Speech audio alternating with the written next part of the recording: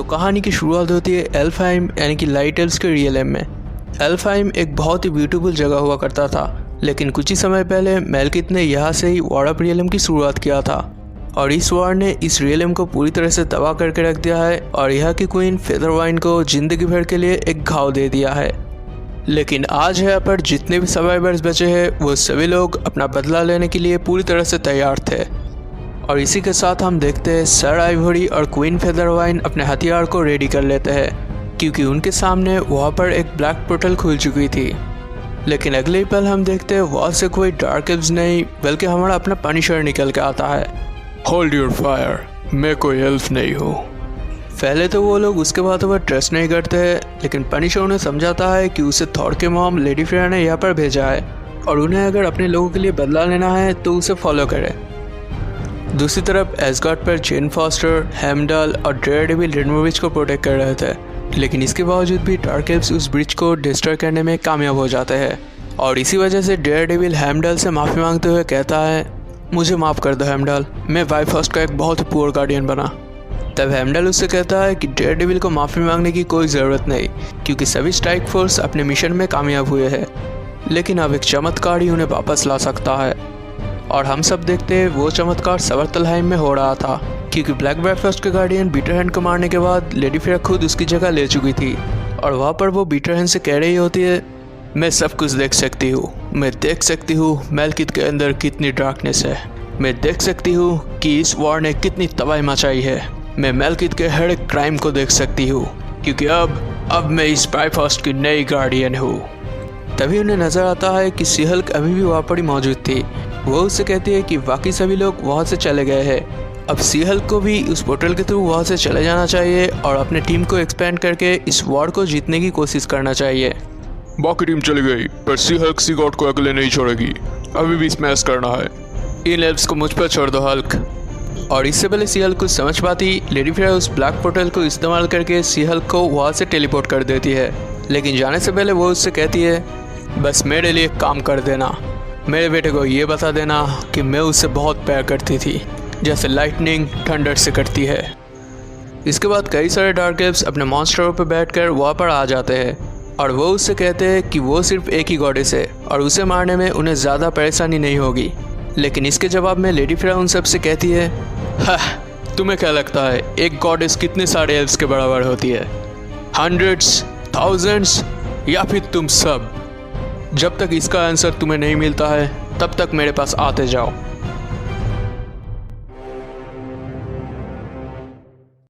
इसके बाद हम देखते हैं सी हल्क उस पोर्टल के जरिए निडावेलिर आ पहुंची है और वहाँ पर पहुँच के वो उन सारे ड्रॉप्स से कहती है, बड़ी लड़ाई, drops for Hulk, drop smash.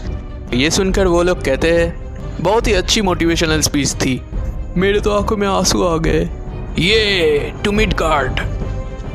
दूसरी तरफ अपना ब्लेड भी वनायम में पहुंचकर कई सारे गॉड्स को अपने साथ लेकर मिडगार्ड पर जा रहा होता है और उधर टीम के तीसरा मेंबर यानी कि घोस्ट राइडर निफलहेम में पहुंचकर कई सारे जायंट स्पाइडर्स के बीच से गाड़ी चलाते हुए कहता है, आग लगी हुई car, giant spiders in hell और मेरा जलता हुआ फेस, मेरी जिंदगी से ज़्यादा मेटल नहीं हो सकती।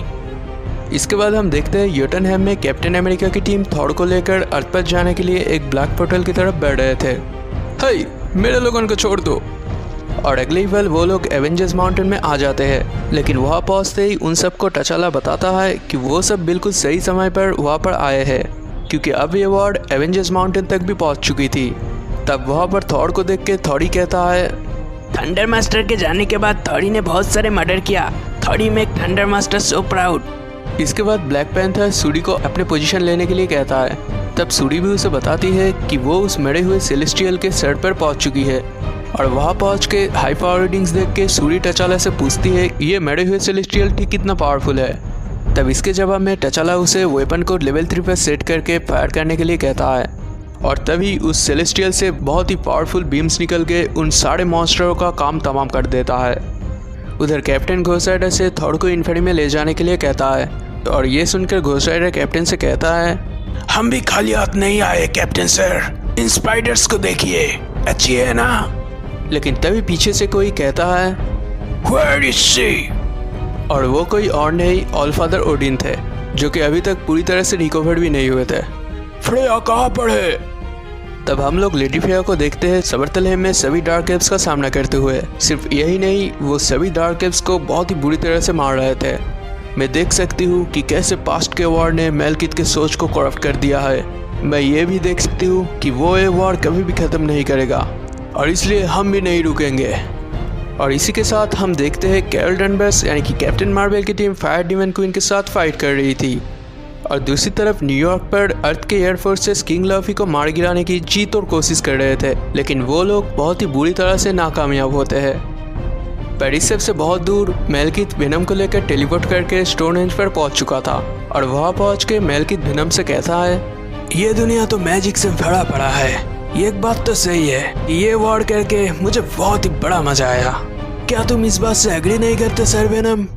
तब वेनम इसके जवाब में कहता है, किस आवर ब्लैक एस। लेकिन उसके बोलने के बाद ही मेलकिथ उस पर एक जबरदस्त अटैक करते हुए कहता है, इतना घमंड और एरोगेंस, लेकिन तुम्हारा इसमें कोई गलती नहीं है। तुम बहुत समय तक एक मॉर्टल के साथ जुड़े जो थे। माय डियर सिम्बियट, आई बिलीव अगर यहाँ पर ऑलमाइटी नल होते तो वो मुझसे जरूर एग्री करते।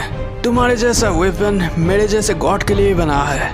बिटर हैंड, उस बाइफॉस को यूज करो और यहाँ पर कुछ वाइन वेंचेस को भेजो। मुझे इस बीस्ट को टॉर्चर करना है। बिटर हैंड, कहाँ पर हो तुम? उधर एवेंजर्स माउंटेन में कैप्टन अमेरिका और उनके टीम मिलकर ओडिन को सारी बातें समझा चुके हैं। इसके बाद कैप्टन ओडिन से कहते हैं कि लेडी फ्रेया को अभी भी वापस लाया जा सकता है क्योंकि पोर्टल अभी भी खुली हुई है। इसके जवाब में ऑलफादर कहते हैं, मुमकिन नहीं है क्योंकि जब तक वो नहीं चाहती तुम इसमें से जा नहीं सकते। कोई और रास्ता होना चाहिए। मैंने कहा ना, ये मुमकिन नहीं है क्योंकि तुम में से कोई भी ऑलफादर नहीं हो। अब जाओ, कोई मुझे मेरा स्पेयर ला के दो। तभी पीछे से एक आवाज़ आती है, मेरे पास आपके लिए आपके स्पेयर से भी बेहतर कुछ है। दूसरी तरफ लेडी फ्रेया अभी भी उस तलवार से उन सारे डार्क एल्व्स के साथ फाइट करे जा रही थी और जब वो देखते हैं कि सारे टीम मेंबर्स सेविडियलम से मदद को लेकर अर्थ पर पहुंच चुके हैं, तब वो उस ब्लैक बीच को डिस्ट्रॉय करने जाते हैं। लेकिन तभी एक बड़ा सा स्पेयर उनके पेट में आ घुसता है और हम देखते हैं मेलकिथ वहाँ पर पहुँच चुका है। आपको इस सोर्ड को पकड़े रहना चाहिए माय लेडी, क्योंकि ये अभी भी मेरा रियलम है और कुछ समय के बाद ये सारे मेरे रियलम्स होंगे। लेकिन अफसोस, आप ये चीज़ नहीं देख पाएंगे लेडी फ्रेया।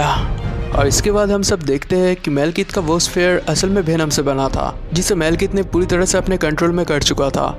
वहाँ पर लेडी फ्रेया फिर से अपने तलवार को उठाती है, लेकिन मेलकिथ के एक ही इशारे पर वेनम में से और भी कई सारे कांटे निकलकर लेडी फ्रेया के बॉडी में जा घुसते हैं। मुझे बहुत ही दुख है, लेकिन मुझे अब एक जंग लड़ने जाना है। इसे लेकर कुत्तों को खिला दो, अगर कोई कुत्ता इसे खाना चाहे तो। डार्क एल्व्स ऑफ सार्थलहेम, मेरे वाइफ से दूर हट जाओ। तभी हम देखते हैं एक बड़े से आर्मर में द वॉर सन ओडिन वहाँ पर आ पहुंचे हैं और ये आर्मर टोनी स्टार्क ने स्पेशली उनके लिए बनाया था, इसलिए अब ओडिन बन चुके थे द आयरन ऑल फादर। इसके बाद ओडिन वहाँ पर जितने भी डार्क एल्व्स थे उन पर हमला करना शुरू कर देते हैं। इसके बाद वो लेडी फ्रेया से कहते हैं कि उन्हें जल्द से जल्द यहाँ से निकलना पड़ेगा। तब लेडी फ्रेया ओडिन को बताते हैं कि वो लोग मेलकिथ के ग्रेटेस्ट वेपन यानी कि उस बाइफॉस को डिस्ट्रॉय किए बगैर यहाँ से नहीं जा सकते। मुझे इसी बात का डर था, लेकिन चलो कोई बात नहीं, कम से कम हम एक साथ मार तो सकते हैं। और इसी के साथ वो दोनों मिलकर अपने पूरे ताकत के साथ मेलकिथ के आर्मी पर जबरदस्त अटैक करते हैं। वहाँ पर इतने पावर्स को देखकर मेलकिथ के होश उठ जाते हैं और वो अपने आर्मी से उन्हें किसी भी हालत में रोकने के लिए कहता है, पर तब तक बहुत देर हो चुकी थी क्योंकि लेडी फ्रेया उस तलवार को उस ब्रिज के अंदर घुसा दिया था। ये देख के ओडिन लेडी फ्रेया से कहते हैं कि अगर ये उनके लास्ट वर्ड्स हैं तो वो लेडी फ्रेया से कहना चाहते हैं कि वो उनसे बहुत प्यार करते हैं। तब लेडी फ्रेया ओडिन से कहते हैं कि उन्हें इस बात से कोई फ़र्क नहीं पड़ती कि वो लोग हेल में जाए या फिर कहीं और, उन्हें बस अभी ओडिन को किस करनी है। लेकिन तभी वहाँ पर एक बड़ा सा ब्लास्ट होता है और इसी के साथ वो ब्लैक बाइफॉस भी डिस्ट्रॉय हो जाता है। और इसी तरह से एस्गार्ड की गेट लॉर्ड और लेडी ने ब्लैक ब्रिज पर अपना आखिरी स्टैंड लिया।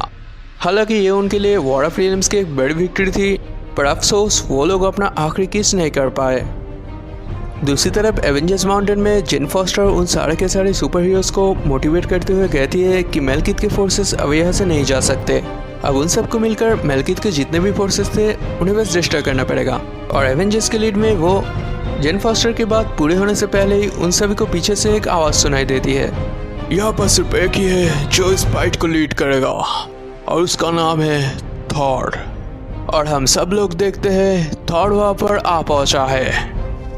और अब पूरे के पूरे मिडगार्ड पे बिजली की गूंज सुनाई देगी, बहुत तेज और एंग्री बारिश होगी।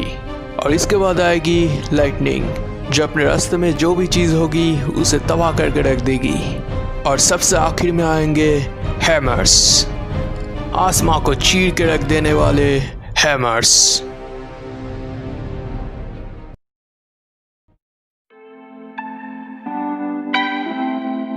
तो ये एपिसोड यहीं पर ख़त्म होता है। अगर आप लोग सब्सक्राइब नहीं किए हो तो सब्सक्राइब कर दो, पसंद आए तो लाइक भी कर दो और अपने दोस्तों के साथ भी शेयर कर दो और कमेंट करके बताओ आपको कैसा लगा। Thanks for watching. अब मिलते हैं नेक्स्ट वीडियो में, तब तक के लिए ऑसम रहो यार।